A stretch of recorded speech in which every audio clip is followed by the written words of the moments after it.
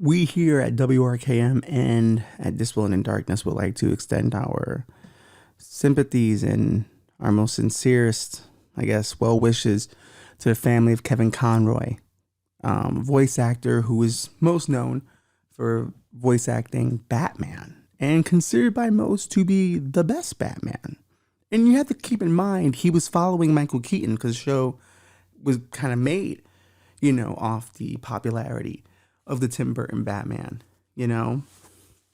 And here was a guy who not only followed Keaton in vocal only and still became considered one of the best Batman to ever exist. He was my Batman. When I read comic books, it's Kevin Conroy's voice as Batman. He died at 66, which, the original Batman television series, I believe, came out in 66. So that's kind of serendipitous in its own way. But 66 is not old, and it's sad that he passed away so young. Some of my favorite performances, the Two-Face episodes were always good. The way he would say Harvey in that raspy voice of just disappointment of what he became. Heart of Ice, which is also a classic for Mr. Freeze, but I think it's anchored on Batman being so phenomenal Kevin being so phenomenal as a emotional, bounce board for Mr. Freeze. Over the Edge is one of my favorites too. It's the episode where Batgirl dies and Jim Gordon hunts down Batman. And just those voice actors going at it, and Kevin bringing a level of gravitas to the character. The beauty of Kevin was that he can make Batman funny. He can make Batman charismatic. He can be, seductive. He can be a detective. He can be frightening. He can be a beast. He could be all those things, and it was never out of character. And that's a true testament to a man's ability in a role. And he kept his illness secret so he can still go to cons and talk to fans, and interact with them.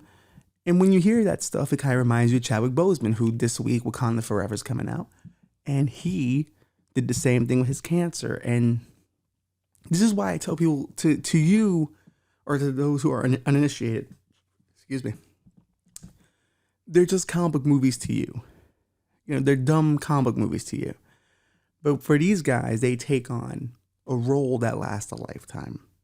They become something to generations. They become these larger in life characters, that define aspects of our morality, define aspects of our view of society, and what we hope to be, what we aspire to be, the best of ourselves. And Kevin brought that to Batman at every time. He didn't just do it in the Batman animated series.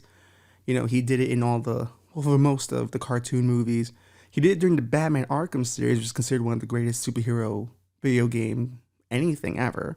And he had to play Batman in person for the Batwoman show on Crisis on Infinite Earths. So he had to show us what his Bruce Wayne would have looked like.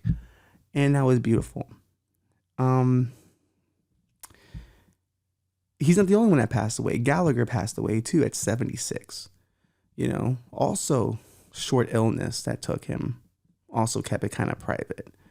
Gallagher in a lot of ways was kind of a joke to people when I was growing up. They made fun of him a lot, for smashing a watermelon, thinking he was a one-trick pony in a prop comic. But he had some stuff, man. If you go back and watch his performances, it's performance art. And there's something to it. And there's a insane energy that I always appreciate about Gallagher. 66 and 76 are not old. 85 to me is old. 90 is old. 76 and 66 aren't. And it just makes me think about, and I promise we're not going to be serious the entire episode. I kind of know a few episodes back we were pretty serious. There will be funny, but I think at least in this moment, I'm thinking about, is our society conducive to growing old?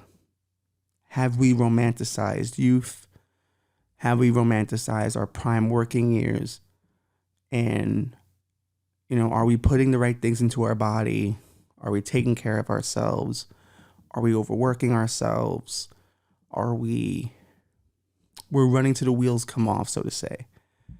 And maybe we are.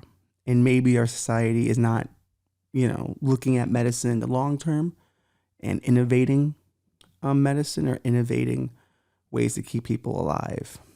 We're doing treatments instead of cures because maybe there's more money in it. But Batman would fight that kind of corruption. That's what Batman would do. So let's honor Batman. Let's honor Kevin. What's going to happen now is the WRKM logo is going to come on and we back to business as usual, because even Batman still suits up when he's a little sad. Thank you, Kevin. Thank you, Gallagher. Thank you, Chadwick. November, tough month. Very contemplative. But what would we be in society without our heroes? I shudder to think.